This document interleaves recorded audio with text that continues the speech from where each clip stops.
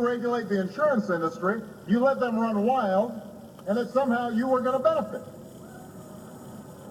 That was their theory. It was called the Foxes Guarding the Chicken Coop healthcare plan. President also saying that he is ready to fight the political battle if necessary, and that's kind of the American way.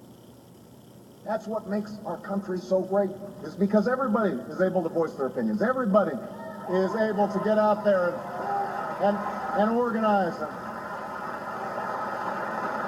You know, and you're free to call your president an idiot. You know? No, that's a wonderful thing. You know, as I was driving by, people were waving. You know, everybody was clapping, and then one guy's like, eh. He saw me through the window, too. He went, eh. It wasn't just one, by the way, who was booing. A few more than that as the president was making his way to the Portland Expo Center. They were booing the motorcade, but they were also, as you know, inside, as we heard when we carried it yesterday, a lot of people who were cheering, so...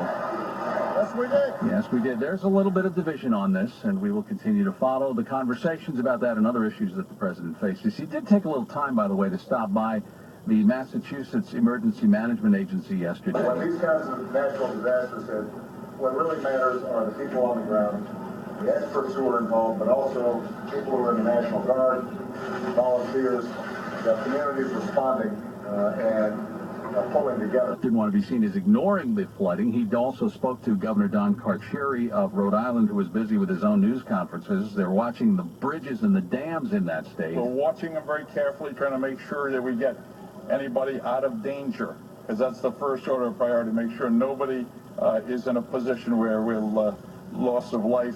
And then later on, the president raised a little money, about $2.5 million for the Democratic Party, as he addressed two different events. One for about 800 of the faithful who paid between $200 and $1,000. The second was an event where people paid $30,400 per couple to be there. The president joking around about health care, but also being serious. He wants to see partisan politics go away. I don't know how else to describe one of the Republican senators saying that health reform was going to be Obama's Waterloo. You remember that?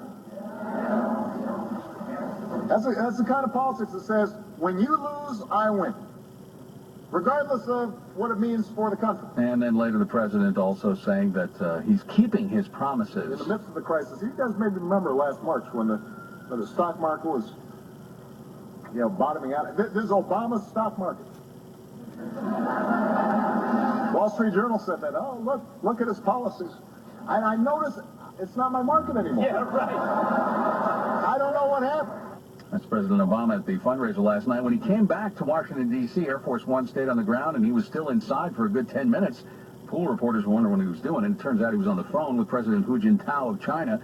And the readout later coming saying that the president welcomed the decision by President Hu to attend the upcoming nuclear security summit. There's also, as the White House statement says, the president underscoring the importance of working together to ensure that Iran lives up to its international obligations.